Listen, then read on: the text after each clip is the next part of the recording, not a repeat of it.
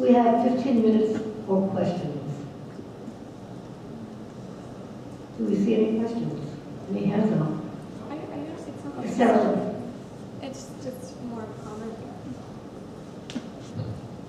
So along those lines, I recently completed my PhD, but I work as a part of a mobile assessment team. So we go into hospital settings and see kind of the very severe end of the mental health spectrum, where people have attempted suicide or having psychotic breaks and that sort of thing.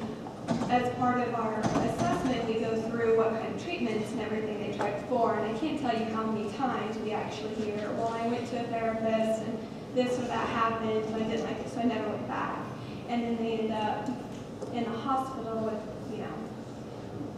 experiencing very severe symptoms, obviously. So it's more just going to that how really severe and important it is that we do practice based on what is effective and evidence-based for that reason.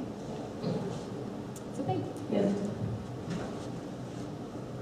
Could I just make one comment? I really appreciate both of these amazing stories. And I think we probably have all had our own experience with going to a therapist in terms of that kind of shopping. But there's one thing I wanted to mention that I forgot about, because it hasn't been mentioned today at all. We mentioned the common elements, we mentioned the EVPs, and no one has mentioned the common factors. No one has mentioned not only the interpersonal, this interesting Wample, his review of it. I know there are different disagreements about it, but there's no doubt that the quality of interpersonal skills also makes a difference. And I just saw your wonderful field day for all the agencies, about 100 different social service agencies, and this was one of the things that was at the hospice.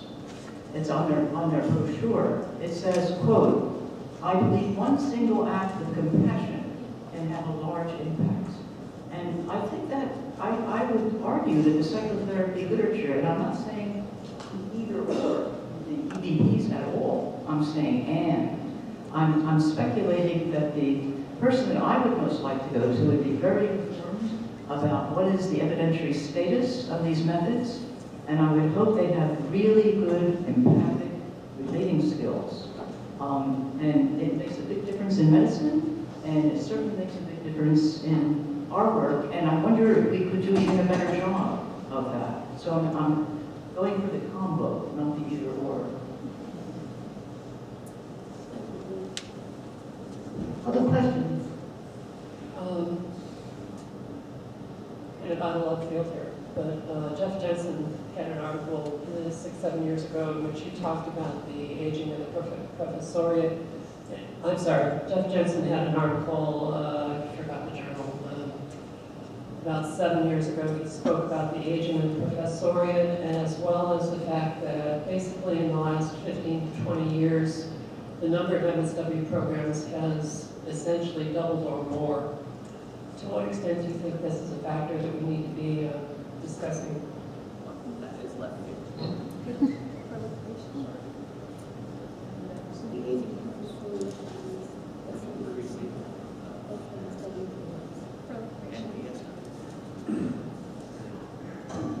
I got the point that there's an increasing number of BSW and MSW programs. What was the question?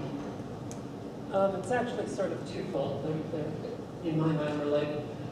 That we have, quote unquote, an aging, this is Jeff Jensen's language, an aging of the professoriate, that a lot of the faculty are getting older in the MSW programs. Believe me, I know. Yeah.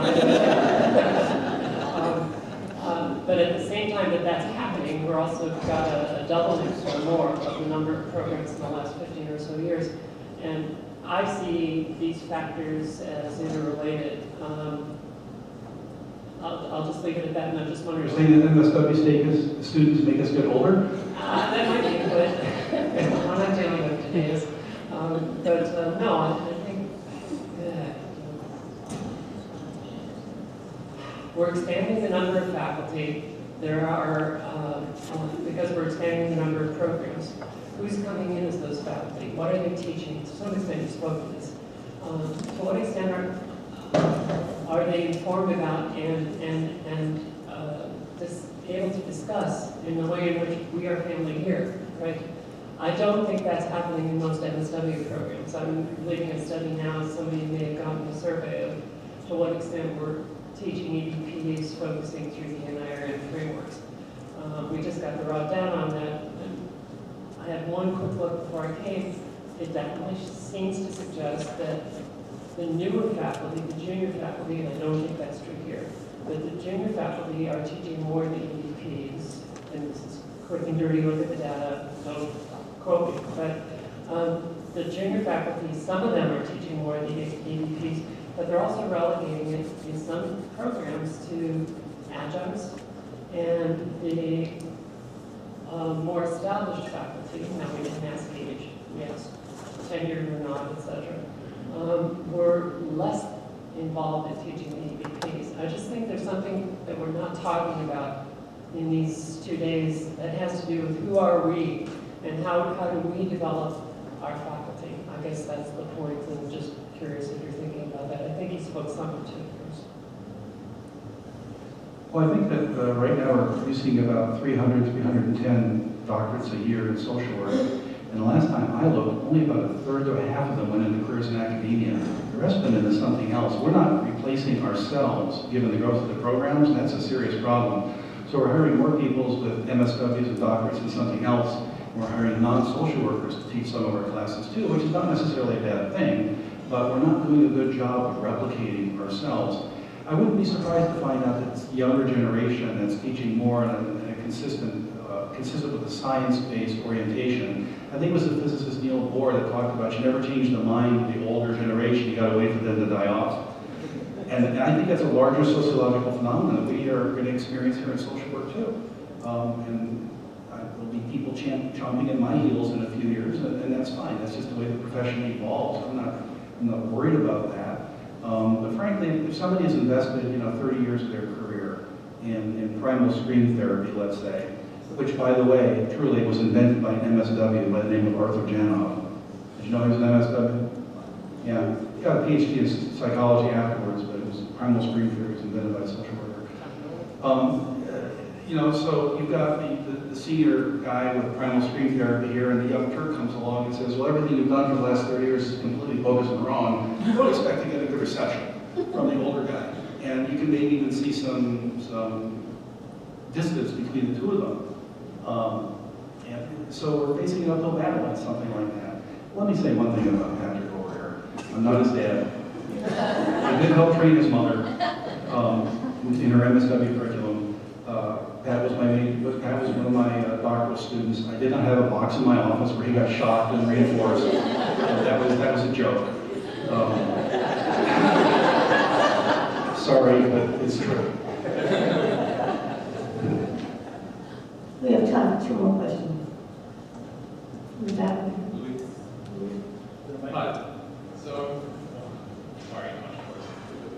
I have a question about the ethical standards that you brought forward and how that might be differently applied for a less clinically based program. A lot of the language you all have been couching this discussion in is really on the medical model. Dr. Gambrell spoke a little bit about that. And I'm wondering if you can say more about how this information that you're sharing on the standards specifically might be different in a macro setting versus a purely clinical setting. Can I just say that my perception is that EBM is a movement away from the medical model. And that I wouldn't say that a macro or a clinical setting or anything, there's no difference to me. Frankly, it's a social justice issue. Clients should be getting the best that we have to offer, period. And we should be at least offering the choice and being able to explain what some of their decisions are. Clinical or not, maybe somebody's coming into a TANF office. Does that mean that they should get a lower standard of services or something like that? So, I'll just kind of push it back and say, this is not a medical model. This is, to me, a movement away from it. So, yeah. I agree with current. I don't think the DBP is a medical model. It doesn't postulate a biological etiology for problems. It doesn't say physicians should be the primary care providers. And it doesn't say that treatments need to be biological, which I think are the three defining features of the medical model. I think it's a science model, which is why it's being applied to many, many disciplines that are not medical. We do see an emerging literature on evidence-based policy. There's a coalition for evidence-based policy. We see large numbers of books now on evidence-based policy, evidence-based supervision, evidence-based administration. We can see the use of interrupted time series designs to evaluate social policies on a large scale. I think the model has great application for social policy and macro issues, community organization, same community practice. So we do see it most highly developed in the clinical realm. That's because it's the largest field of social work practice. We would expect to see it most flourishing in that area, but it's also reaching upward too into the more macro domains, I believe. Chris, I have one final question.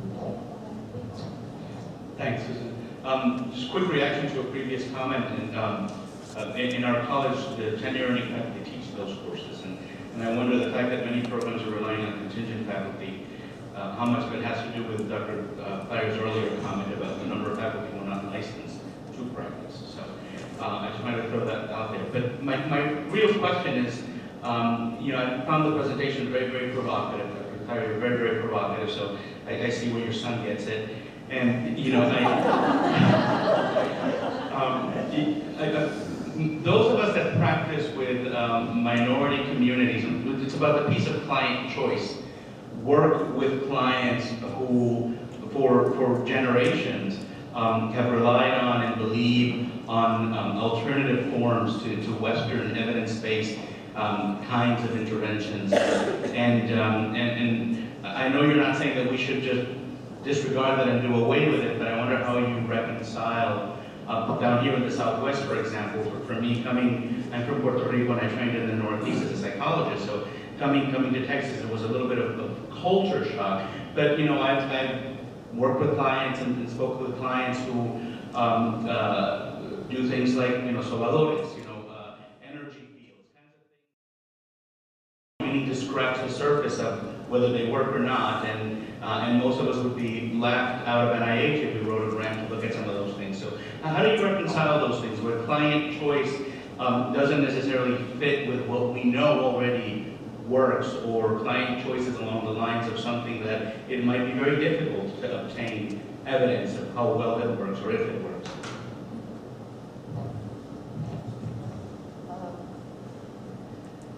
I just, coming up here in the plane, I just read a fascinating article on how we respond to misinformation. And it was a brilliant article about all the different ways, very, very depressing in the sense that once we get some misinformation in our mind, it's very difficult to get out. And I did not mean to say that the alternative therapies were a form of misinformation, but I think, again, here our code of ethics is a very good guide. We're obligated to practice informed consent. That means we have an obligation to inform the client about what intervention has been tested to what effect.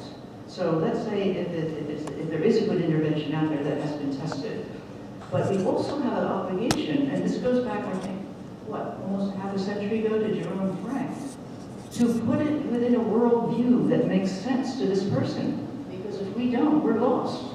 In the sense we can't have any meaning that we both agree on, even though we're coming from two different points of view. And then to point out what may be the evidentiary status of the alternative therapy, which there may be no evidence for. And then the two of you sit down and think about all this, and then make a decision as to what first steps to take. That's what I would suggest. Again, a practical example. EVP is about working with the client and where they're at. Again, I go back to the surgeon that was operating on me. If he pulled out garden shears and I said, wait, I only believe in the scalpels, he should sit down with me. Well, I was laying down medicated, but before that, should sit down with me and say, hey, this is the garden shear, this is what this does. Your scalpel method is going to do this. These are the pros and cons, and then work with me. And not ignore where I'm coming from, because maybe the garden shears, there's evidence that I need to know. So I think again, it's not ignoring and shoving something at our clients and saying, you have to do this. We know that doesn't work. How many of us go to a physician and they say, you need to lose weight, your cholesterol's high? What's the number of people that actually listen to that physician? No. The physician should present evidence, but then also look at you and say, how can I go behavior change in you so you understand what are the ramifications of your current behavior if you follow what we're doing versus what you're doing, you know, and you see kind of what works, and it's working with that client rather than just saying, you have to go on a statin for high cholesterol. That is the only thing. That's what my physician told me. I said, well, red yeast rice is alternative. There is some data. I'd rather go on that and see what that's like. And that physician said, you know what? Let's try that and see, because that seems to be where you want to go versus going on a statin. And we'll wait and evaluate, rather than saying, another physician, no, you only can go on, you know, a statin and that's it. So I think it's, again, we're meeting the clients where they're at. We're not shoving them in our direction or working with them. It's a mutual relationship. And I just want to say that this is, you know, I think it's actually a really good point. And this isn't easy. This is difficult. The easy way is just say, you know, we have 3 effective treatments. And, you know, for this particular problem, you know, you can just kind of throw it at folks. And this is much, even though kind of philosophically and from a kind of social work values point of view, it feels a lot better to say people are different, they have different needs, they have different values. They may or may not respond in the same way as other people. But I don't want to assume that they won't, but I always want to kind of have that in my mind. But that means it's a lot more work for us. And it's an admission that we might not know as well. I mean, you know, I don't know. Does that, you know, traditional healing work? I don't know. Tell me about it. And it also, if nothing else, it gives us kind of a peek into how our clients see the world. And that can't be, that can be invaluable information. So, yeah. I think that's a great question, and I'll give an example. Before evidence-based practice was invented, that I had a client when I was working in an anxiety disorders program, and she met the DSM criteria for obsessive-compulsive disorder. We saw a lot of people with that type of problem, and I offered to treat her with behavior therapy. I gave her some reading literature on it, and after she went home and read the literature and came back, she told me she was a charismatic Catholic, and she thought that her problem was caused by demons, and she wanted to be exorcised. And I respected her wishes. She read the information. I did due diligence, I suppose, in providing her with accurate information, and I ended up referring her to a Catholic priest who actually did exorcisms. I wasn't going to do an exorcism myself, just as if somebody wanted Reiki. I'm not going to do Reiki. I would send them to somebody who maybe does that with the admonition, if it doesn't work, please come back and see me. But I think that the client's preferences trump. It has to. It's a contractual relationship. It's mutually entered upon. You can't force people to do things. You can give them information and then leave it at that.